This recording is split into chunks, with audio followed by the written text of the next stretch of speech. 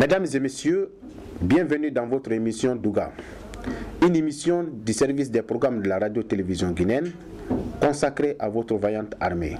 Dans cette émission, nous parlerons de l'historique de l'armée guinéenne, sa mission républicaine et son rôle dans le processus de développement durable du pays. Douga, c'est cette émission qui vous rapproche davantage de votre armée dans l'accomplissement de sa noble mission qu'est la sauvegarde de l'intégrité territoriale et la protection des institutions républicaines.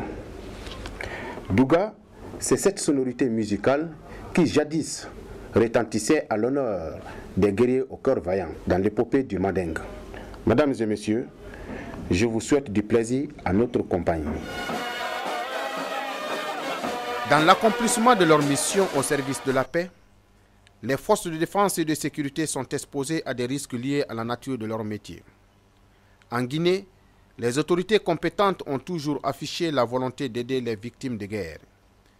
Mais vu les moyens limités des forces de défense et de sécurité, ces blessés de guerre sont très souvent laissés pour compte. La plupart d'entre eux souffrent physiquement et moralement. Mis à la retraite pour invalidité, ils n'ont plus de quoi subvenir à leurs besoins. Je suis l'ex-lieutenant Sid Lamine Bara, chef du service des caméramans des forces armées. J'ai eu deux invitations. Un au Kassamou, un à Ida Cézé. Ça me fait mal. Quelquefois, je ne dors pas la nuit. C'est quand on est malade. Tu trouves quelqu'un qui vient à ton secours, qui te soutient moralement. Vraiment. Les féliciter. Nous les blessés, on était oubliés, complètement oubliés. Et jusqu'à présent, il y a des amis. J'ai un ami, je l'ai fait part aujourd'hui, nous allons venir ensemble. Il y a un charmant, Moli Doumbia. Ça est tombé sous son dos. Il est lieutenant-colonel, il masse comme ça là. Le bâton char. Maintenant, il est de la 3e compagnie BSC. Et vous qui travaillez là, vraiment, je souhaite que Dieu vous donne longue vie. Parce que vous voyez, les combattants, les braves, hein, tu laisses t'emballer ta vie pour donner. C'est-à-dire ce que tu as envoyé pour honorer. Et si tu as eu le mal, on t'abandonne. Ça veut dire. En face de moi, un autre blessé de guerre, mais cette fois-ci du contingent de la Guinée-Bissau. Jean-Mohamed Doumbouya, je suis de train et garage A. Je suis classe 93, j'ai eu l'accident à Guinée-Bissau. C'était pour le commandement a décidé pour aller aider le pays frère à améliorer, pour leur aider à avoir la paix dans leur pays. Donc, au cours de certains travaux, je suis tombé dans une embuscade. Donc, je partais pour déposer l'air d'arrêt. Les cafés, les munitions, ainsi de suite, avec mon commandant de bord, qui était Nabi Silla, qui est à Kansamour maintenant, police militaire. En ce moment, il était adjudant, moi j'étais soldat. Donc nous sommes tombés dans l'embuscade, j'ai réussi 4 balles.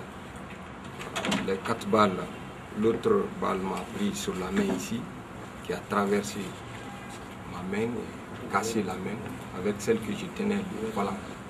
Comme je tirais avec l'autre main, donc j'ai essayé avec l'autre main là, j'ai maîtrisé le camion, mais ça trouvait, ils m'ont envoyé un lance-roquette qui a cassé les pinets, qui a touché mon tibia, j'ai perdu mon tibia. Alors mes amis, je leur ai demandé de tirer à côté, moi je vais essayer de voir si nous pourrons sortir de l'embuscade. Heureusement on était sortis. Donc moi j'ai été gravement touché. J'ai reçu 4 balles. Un sur le dos, un sur ma main gauche et un sur mes cuisses et un sur mon pied. C'était en 1974. Nous avons été désignés pour l'Union soviétique pour l'école internationale. En 1976 maintenant, c'était très bon tiré. Ça a toute arme. Donc, le maréchal qui est chargé de l'école s'est déplacé pour venir nous voir. Donc, les copains étaient obligés de me désigner pour les tirs. Alors, vous savez, dans le couteau, quand vous tirez, le pli de l'arme s'amplifie. Alors, mon pourvoyeur, il a chargé le banjoka, il est parti, le maréchal s'est présenté. Alors, les officiers, là, ils sont, voilà, chacun a peur. Alors, ainsi de suite. Ils ont commandé, pendant qu'il n'y a pas besoin, il fallait, la cible est montée. C'est un soldat qui est sur le bouton. Quand la cible traverse, il n'a pas tiré sa tombe. Donc, la feuille, j'ai immédiatement pointé. Là, je voulais tomber, non. Ça a joué sur l'eau, là, parce que je n'avais pas de chinois pour... Merci. Alors, le dernier coup, c'est comme ça. Alors, évidemment, après ça, quand une personne, pendant 7 jours, quand une personne me parle, on dirait qu'il y a 10 qui ont parlé à la fois. Alors, c'est ainsi. J'étais de patrouille avec les camarades. En fouillant, je suis tombé dans l'embuscade par les bandits. Alors, l'autre est venu me taper vers ma main droite. Au moment donc où je tournais ma tête vers lui, directement il a enfoncé le couteau sur mon œil droit. Ils étaient au nombre de 6 personnes. Alors, chacun cherchait un endroit maintenant à enfoncer le couteau. Voici la trace d'un couteau. J'avais eu 7 coups de couteau, le dos, le ventre, la paume de main. Mais avec ça, ils n'ont pas pu me tirer assis. Il y avait eu 2 morts et les 2 personnes, je les ai neutralisées.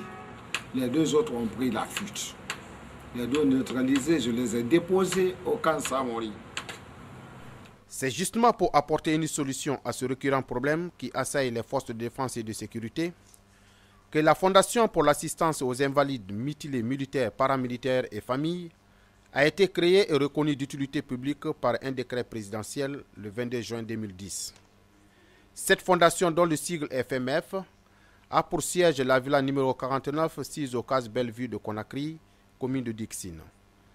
La Fondation pour l'assistance aux invalides des forces de défense et de sécurité est le produit d'une longue réflexion de la haute hiérarchie militaire sur les stratégies à mettre en œuvre pour une assistance humanitaire aux frères d'armes frappés d'invalidité dans l'accomplissement de leur mission en faveur de la paix.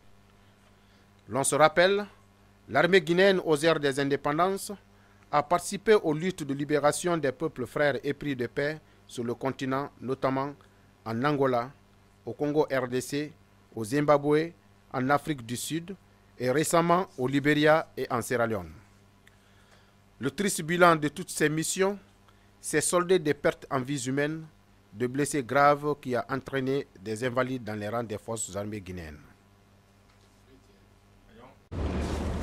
La création pour la première fois en République de Guinée d'un organisme à caractère social et humanitaire orienté vers le personnel des forces de défense et de sécurité et leurs familles répond à la nécessité absolue à laquelle nous ne pouvons plus nous soustraire. Il est impossible de passer sous silence le difficile quotidien de veuves et d'orphelins qui bénéficient de pensions modestes dont les époux ou les pères ont pourtant été au service exclusif de la nation. Du Congo en Angola, du Mozambique au Libéria, de la Sierra Leone en Guinée-Bissau, du Burundi à Haïti et très prochainement en Somalie, les forces de défense et de sécurité ont répondu et répondront dignement. Elles continueront à répondre à tout appel dont le but sera de rétablir la paix et la normalité des relations entre tous les citoyens et tous les citoyennes du monde. J'ai été médaillé de guerre, médaille d'argent. Moi, particulièrement, je suis très content de la naissance de cette fondation. Cela prouve que si nous étions oubliés, peut-être que parmi les officiers de l'armée guinéenne, il y a certains qui ne nous ont pas oubliés. peut-être que c'est les moyens qui leur manquaient. Vu comme cette fondation est née, je souhaite que la même fondation ait longue vie, que Dieu la protège, qu'il y ait des assistants parmi les pays frères occidentaux et autres. Vive le général Sekouba Konaté. Vive le général Sekouba Konaté. Vive le général Boundouka Kondé. Vive le général Boundouka Kondé. Vive le général Boundouka Kondé. Vive le général Boundouka Kondé. Vive le général Nour Cham. Vive le général Nour Cham. Vive le général Nour Cham. Vive le général Nour Cham. Vive les officiers guinéens. Vive les officiers guinéens. Vive et vivra la fondation des militaires. Vive et vivra la fondation des militaires. Vive notre père de famille, Monsieur Baldé. Monsieur Baldé, l'administrateur de la fondation. Vraiment. Il est du devoir de chaque Guinéen aujourd'hui conscient d'apporter une assistance ou une attention particulière à ces braves hommes qui ont risqué leur vie pour nous protéger, nous.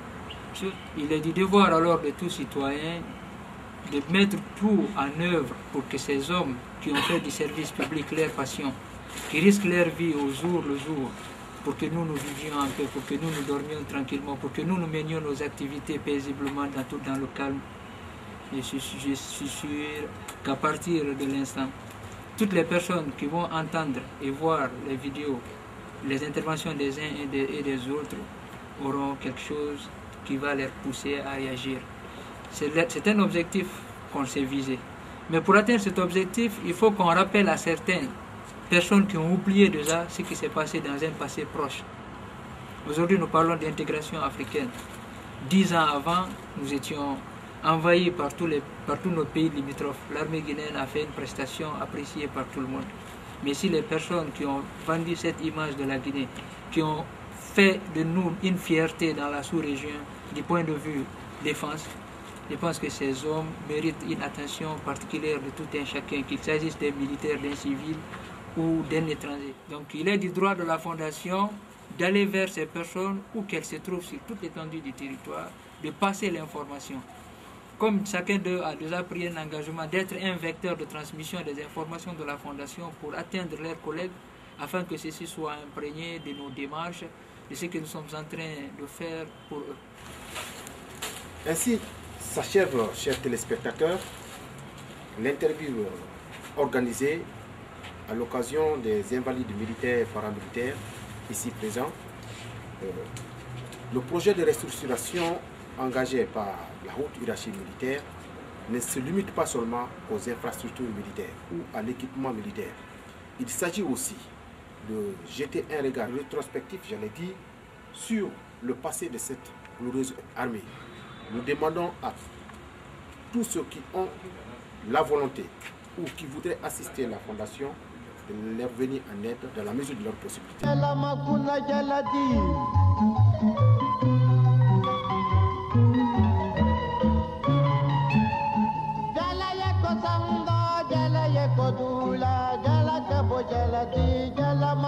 jalati, jala jala oh.